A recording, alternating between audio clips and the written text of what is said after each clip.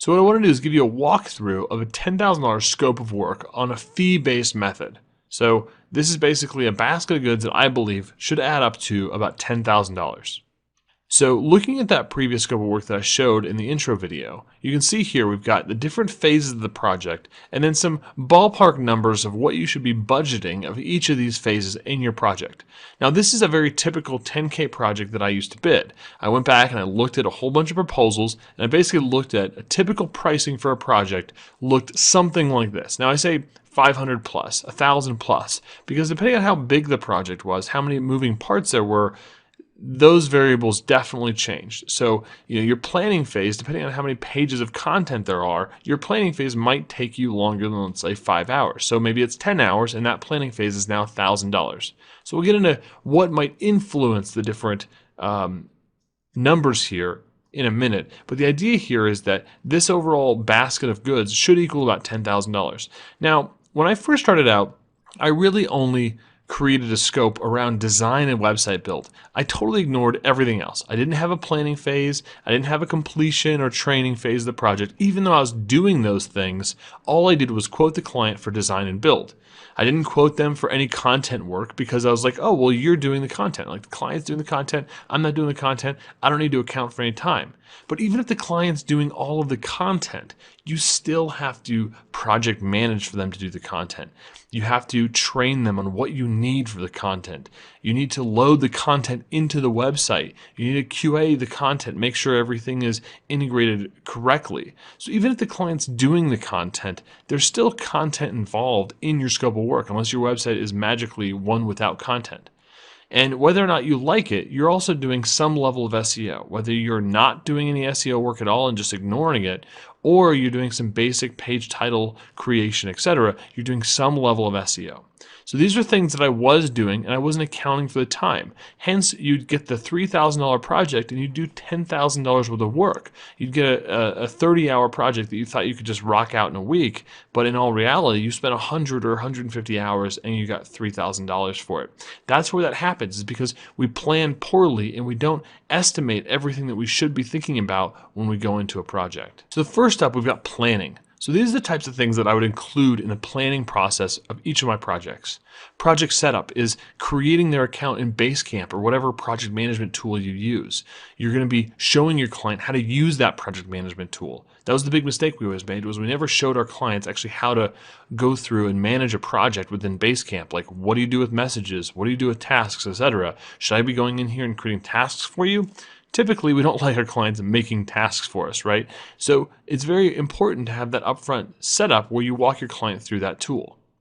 Timeline and milestones, incredibly important. When I wouldn't create timelines and milestones for my projects, they would take forever because there'd be no expectation set on when things were going to be delivered, when they were going to be due. One of the things that we implemented was a weekly meeting where all of our clients had to meet with us once a week at a set time every week. This kept our projects on track. It made it to where we had a rhythm around our projects. Now, to set up your timeline and milestones, you might be creating calendar invites to actually literally invite your client to all of your project meetings from the very, very first part of your project. Also, setting up some key milestone deliverable dates and make sure that you're going to be able to hit those by communicating with all the people in your team or making sure that your other project commitments aren't going to overlap this. We'd also send our clients multiple surveys. We had a business survey and a design survey. These just asked basic questions. Most of this information we might have gotten during the sales process, but the surveys allowed us to be able to send a link to multiple people at a company or organization. So if you weren't able to get insight from a particular stakeholder during your sales process, you could send them the business survey link, have them spend 15 minutes and get their input at that point. Same thing for the design survey as well. Just getting some basic input from multiple team members, the best way we found to do that was just through some surveys to get the conversation going. The sitemap phase of the project planning phase, what might be very straightforward. Now, a lot of times we base the sitemap off of their existing sitemap and then just do some basic needs assessment to make sure that the sitemap that we were going to move forward with, or the proposed sitemap, was in alignment with what everybody had set up to that point. So now sitemap, again, depending on how big the site is, this could be an hour-long activity where you just simply get up on the whiteboard, you think about all the different pages they're going to have, you take a picture of it, send it to the client, is this right, is this wrong, etc., and make sure you're able to move forward. Now, if they had 100 or 200 pages, the sitemap portion of your planning phase might take quite a bit of time. Same thing with content inventory. You're going to be collecting all of the content that your client has.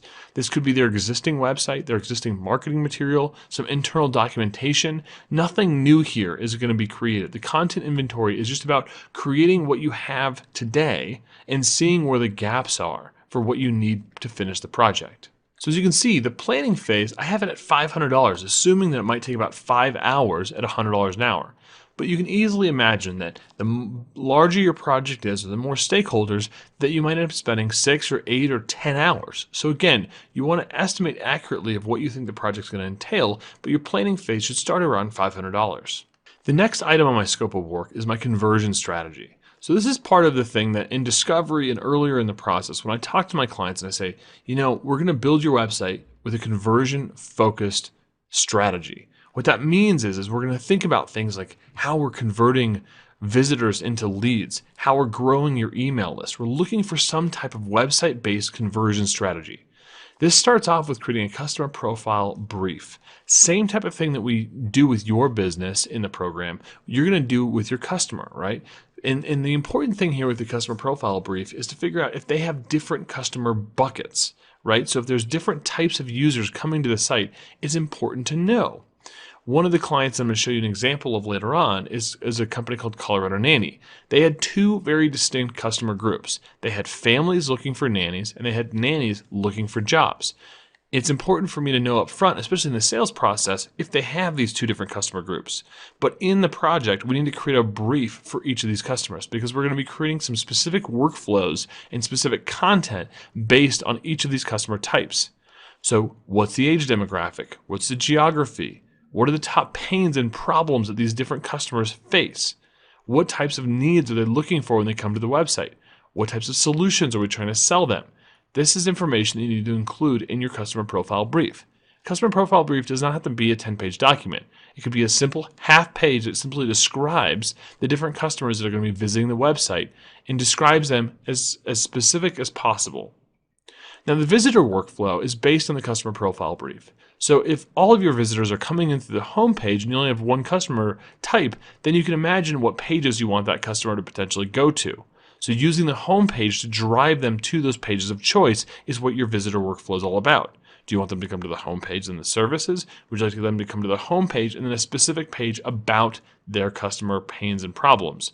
In the case I was just telling you about, the Colorado Nanny website, when the families or nannies hit the homepage, we need a very quick divergence to get those different types of customers to the different parts of the website that are appropriate to them.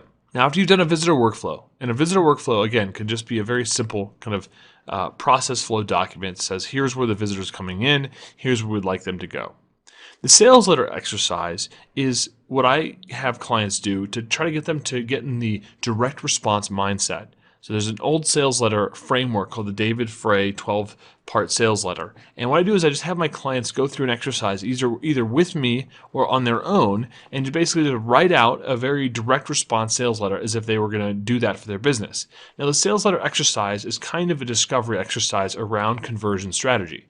It's having the client forcefully grab a headline, list out their offer, who their testimonials are, what their guarantee is, etc., in a way that you might be able to use for your opt-in page sales copy. So it's just an exercise, but then you might have your copywriter use that as a starting point to create your opt-in page sales copy. So this next part is the opt-in page sales copy.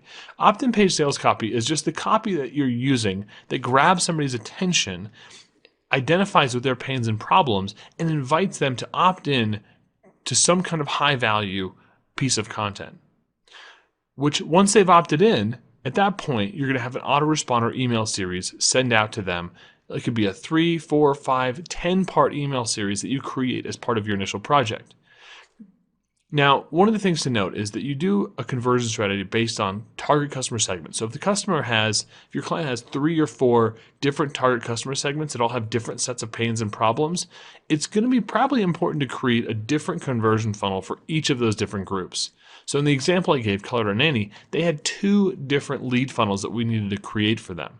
Now, each of these had a lot of similarities, but it still required us to create 2 customer profile briefs, 2 visitor workflows, 2 sales letters, 2 opt-in pages, 2 autoresponder series. So you can imagine how this conversion strategy part of your project can go from $1,000 to much more very quickly. If you're not charging for content already, you're missing out on not only a huge opportunity, but you're probably doing some kind of content work and you're just not getting paid for it. My goal in selling a project is actually to have us have a professional writer come in and write all of the copy. This totally changes the quality of your project and it makes it a lot smoother to take your project from initial contract to launch. Because when your client's not writing the copy, it's a huge weight off of their chest. So here's some general pricing for what I would include in my projects. 350 words is around $200 a page. If you can get a writer to do that for about $50 to $100 a page as far as wholesale cost, you're probably going to be kind of in the green on that. But one of the things with copy, of having a professional person do copy, is not only that you can make a little bit of money off of it, but it's also to decrease the amount of potential risk overhead there is in a project when a client does their own copy. So if you're making a little bit of a margin on copy, that's a great thing. I think there's a great opportunity for that, but you're also going to get much higher quality projects. When it comes to product copy for like an e-commerce site, typically you're talking about 50 to 100 words. This can be considerably cheaper, especially if you're doing 10 or 20 or 50 products at once.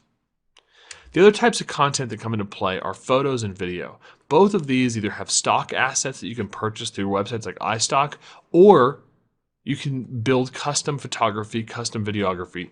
I love to do custom photos and custom videos for my clients because it makes the projects look so much better when you're not using that same old like customer service stock image and you're actually using photos driven from the business. But whichever way you go, make sure you're doing some type of accommodation for either doing a pass-through fee plus 20% or you're doing a 50 to 100% markup on custom work. Because first of all, you're going to have to manage the project. It's going to take time and money in order to do that. So you're going to want to make sure on each one of these content services that you're going to be able to make some kind of margin. When it comes to search engine optimization, I'm not talking about an ongoing link building campaign or marketing campaign with SEO in your upfront project. What I'm talking about is doing some basic on-site keyword optimization.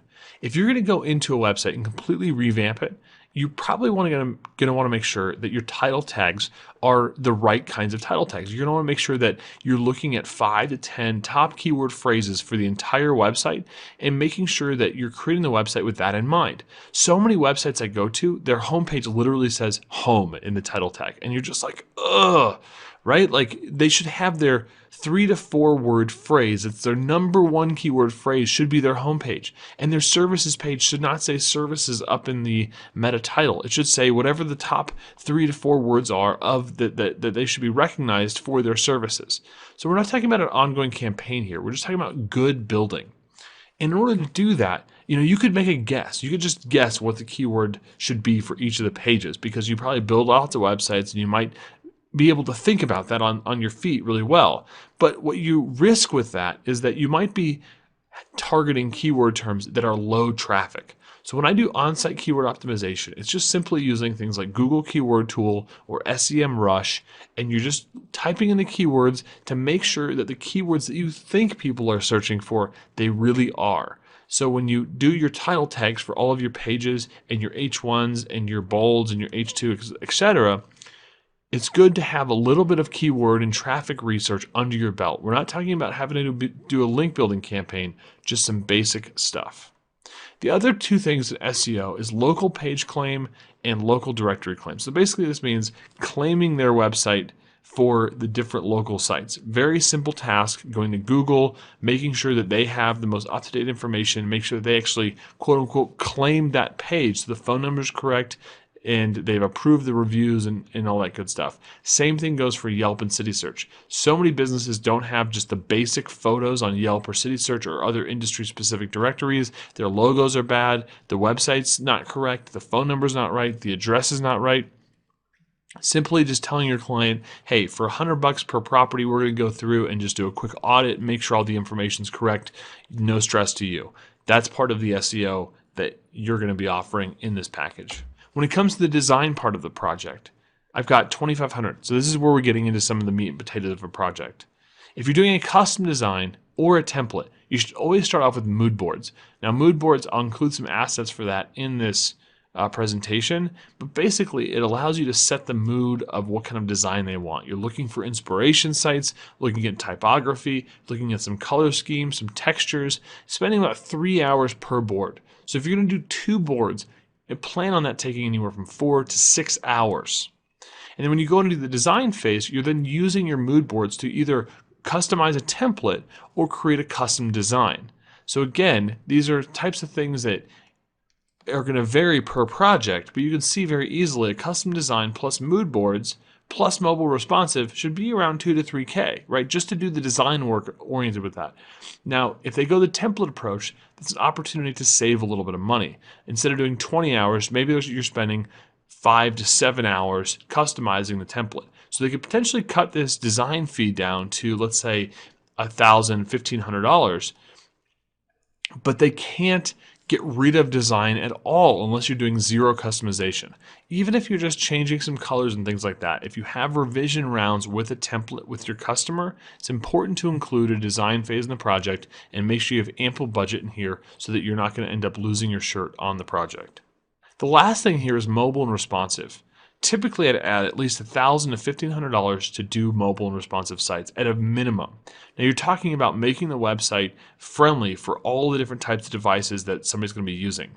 Now, even if you use a proven framework, it's very important to do definitely device testing, tablet, mobile devices. Make sure you're testing the top ones like iPhone, Android, iPad, etc. Because what you end up with, even with the proven frameworks, sometimes you have the content laid out in a way that doesn't make sense on mobile. So even if you're using a framework that already exists, it's going to help you do mobile much faster than it was to do mobile 5 years ago.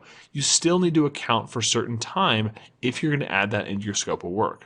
The website build is where you put all the pieces together. You're going to take your design and you're going to code it up into CSS, HTML. You're going to do the base template setup for your primary pages in the content management system. Then once your template's set up on the CMS, you're going to go in there and start building out your actual pages. I typically would quote $100 a page as kind of a variable in the project. So if the website was 10 pages, basically our base template setup plus 10 pages would be $2,000 right there. And then you're going to add in any custom modules that you're going to create for the client. Or even if you're using WordPress widgets, even if they're free, you still have to go in there, download the widget, customize it, set it up for that client, and get it working in the project like it should. And then you're going to set up some tools. So again, I used to not charge for Google Analytics or Webmaster Tools, but what does it mean to set up Google Analytics? You want to be specific around this part of your scope of work. Google Analytics could be setting up goals. It could just be adding the analytic code to different web pages, depending on what you want to do here for your client. If you're setting up goals and looking at other things that you can, behaviors and other custom settings in Google Analytics, you could spend 5 hours setting up Google Analytics. So typically it's good to say, look, we're going to set up Google Analytics to where it just reads the traffic, and that's an hour. And the same thing goes with Webmaster Tools. We're going to make sure Webmaster Tools are set up and your sitemaps are registered with Google. So these are things that we would do a lot of the times, but we would never tell our clients that we did them. And then finally, browser testing. Very important on a website build.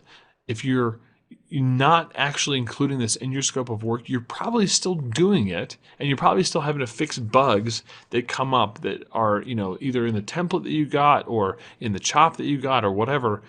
Very important to include browser testing in your scope of work. An email marketing template is really important because anytime your client wants to send out an email to their list, they want to make sure that email template looks kind of like their website. So if you're creating a new site design for your client, it's a great opportunity to update their email template as well. So custom design plus email and browser testing. While it does take some time to create a custom concept for an email template, the most important aspect is doing the email and browser testing. Make sure it looks good in Apple Mail, Gmail, Outlook, etc. Make sure that these types of deliverables you're building are high quality no matter what the customer's device is. Completion is one of those phases of a project that we never used to charge for. Yet go live, just the go live process took tons of time. This is doing final QA on the website, switching the customer's DNS. So I remember a couple projects where the DNS switch alone took 5 hours because the client didn't know who had the registrar information. We had to dig that out. We had to hunt for the information. We had to request domain registrar transfer rights. We had to do all sorts of just really admin level work, but the fact is it took time. That's why sometimes that last 5% of the project, you're like, man, I built the website, I've designed it, it's all good, but for some reason we can't get it live. These are the types of things that soak up lots of hours, and unless you put them into your scope of work, you're not going to make money on them. Email routing / setup, again, this is one of those things that you could have 10 hours for email routing depending on what the client's email setup is. So this is something that's very important to understand in the sales process. What's their email setup? Are you transferring? Are you backing up? Are you setting up their email on Outlook, etc.? Make sure you build that into your go live launch fees. Then on your warranty, you got a 30-day post-launch warranty. Sometimes the warranty alone is a 10-hour project just to make sure you catch all the things that your client's going to want to have changed before you go into new billable territory. I always say it's items within scope, no questions asked. So this could be a whole other scope of work item itself. If the client wants the 30-day warranty, maybe you add another $500 or $1,000 in there because you just know it's going to take additional time once the client actually sees the website working fully functional. They're just going to want to have changes on it. The final main bucket for a fee-based scope of work is training. I usually structure these as credits. So 3 1-hour sessions, and they get basically 3 training credits to be used at any time. They can use them before launch, after launch, they can use it in a year. Basically build in a way for the client to buy these training credits in the upfront project and base your recommendation of how many credits they get on the complexity of the website. Is it just a basic CMS training? Are they doing some kind of custom module training? Are you going to actually do some inbound marketing training around email and blogging? Whatever it is, make sure you account for doing some training. This typically starts at $500 for 3 different trainings. I usually recommend doing these in GoToWebinar so you can record them and put them online for your clients at a later date. So that's an overview of a fee-based 10K scope of work. So if you're building an online business and it looks something like this, then you probably are not charging enough. If you're doing all of this stuff, these types of services, I was reviewing some scopes of work and easily add up to $15,000, $20,000 per project if you're really building a lot of value for these different types of services. If you're making it, if you're making a great case for doing a conversion-oriented website, if you're making a great case to have professional copywriters come in on a project, a great case for custom content and photography and videography for your client, if you're helping to build a case for why their site needs to be search engine optimized, if you're making a case for why it needs to be responsive and mobile friendly, why they need an email template and training, all of these different types of things, if you're able to walk them through why they need these things, a $10,000 scope of work should be no problem whatsoever.